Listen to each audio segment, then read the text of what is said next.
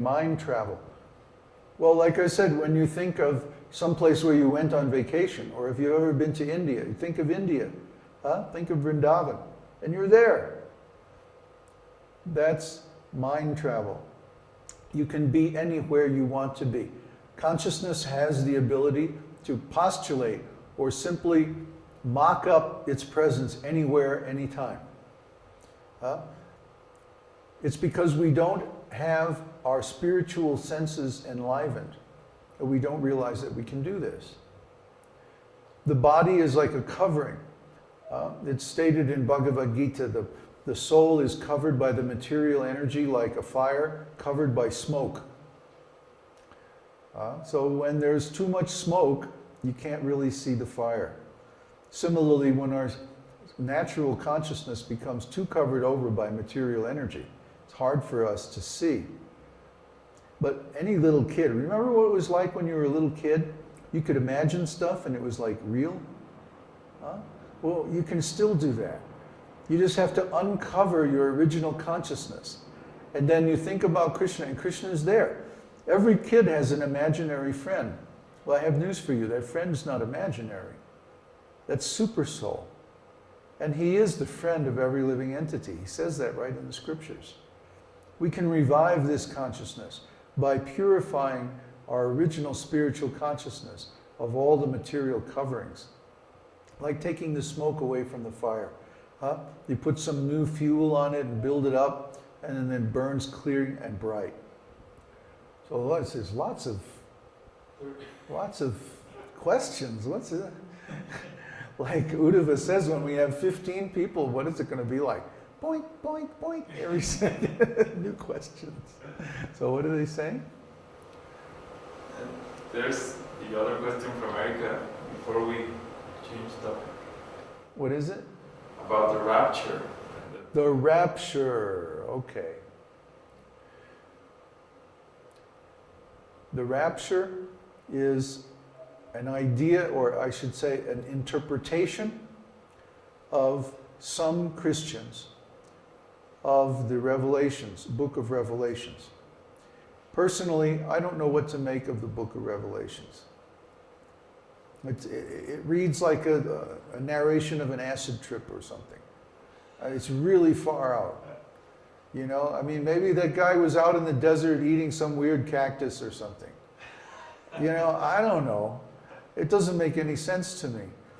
And maybe if you know the language of prophecy that he was using, or his particular spiritual orientation, you could figure it out.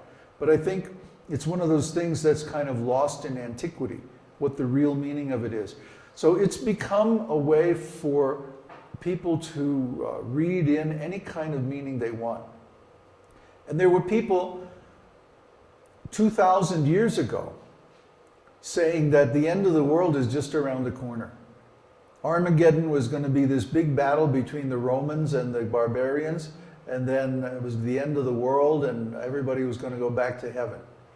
Well, it didn't happen. And there's been like 100 times in history when people said, okay, now it's the end times, now it's the time of revelations, now the Armageddon is coming and it's the end of the world and it's bye-bye. But it didn't happen. So who knows when all of these things are going to happen. It's very difficult to understand if indeed this really is a prophecy, exactly what he's talking about, because he's not talking directly, he's talking in symbols. So what's all this now?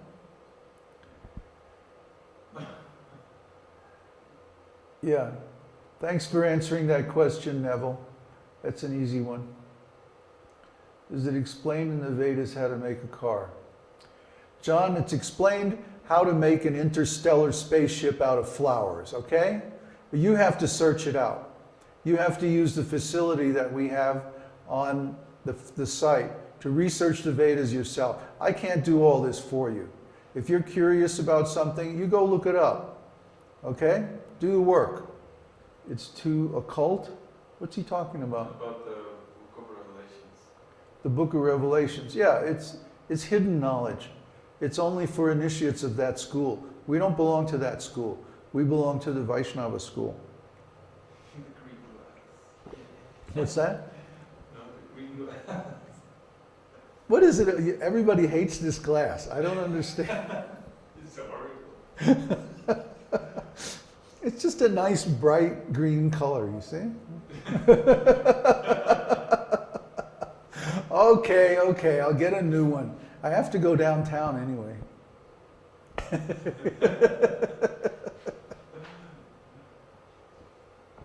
It's well broken in, you know? Okay, what were the other questions from Lisa? I mean Erica. That's, she was asking about where, if she should go to the Catholic Church or the Christian Church, or where to. Oh, for association. Hare Krishna. Yeah, Or yeah. continue in the house. Yeah. Well, my advice to you, Erica, is that you should continue just the way you've been doing, privately in your own house. Because in your own house, you can worship in any way that you like. If you go to another school that has different principles or different philosophy, then you may get confused. If you go to the Catholic Church, they're going to want you to become a Catholic and contribute and spend your time there and read their books and accept their philosophy. But they've been in charge now for 2,000 years, and look at the mess the world is in. Have they really done a good job? I don't think so. It's time for something new. Let's try following the Vedas for a change. The Catholics made the Vedas a secret. The Catholics tried to cover up, for example, the fact that Jesus was a vegetarian. Jesus was the leader, or one of the leaders, of the Essenes. And the Essenes were always vegetarians. So how can they say that Krishna ate fish, or that Jesus ate fish, or that Jesus ate meat? That's nonsense. He was an Essene. The Essenes were strict vegetarians. They were mystics. So also Jesus went to India. He spent his adolescence there. He went to India after his 13th birthday on the Silk Trail. And then he came back when he was 30, took initiation from John the Baptist. John authorized him to be the next guru. And then John was imprisoned and killed by Herod over Salome. So when Jesus came back, then the story begins again in the Bible. But where was he all those years? What happened between Jesus's bar mitzvah when he said, "Don't you think I should be about my Father's business?"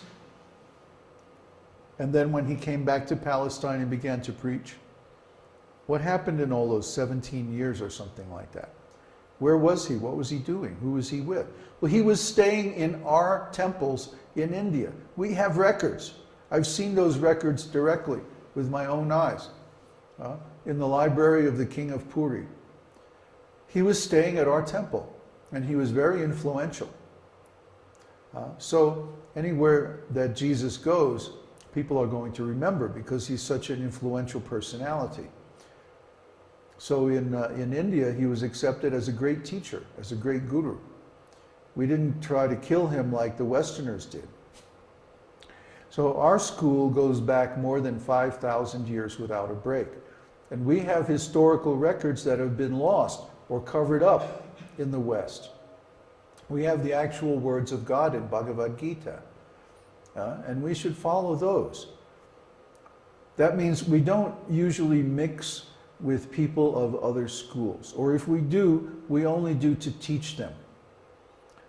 We have no need, actually, to make a large number of converts or anything like that. That's not what we're doing. But our mission is to pass down this knowledge without distortion. That's our purpose. That's why we're here. And that's why we're going to so much trouble to present these video conferences and so on. What is it? What is Brahma? In what context, John? Did he not gain some cities? No. He already had all the cities.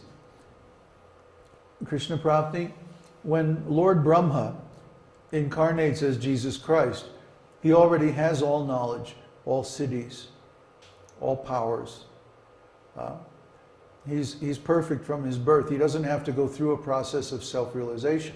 But what he did was, he approached the current teachers of all the Vaishnava lineages for permission as a matter of etiquette.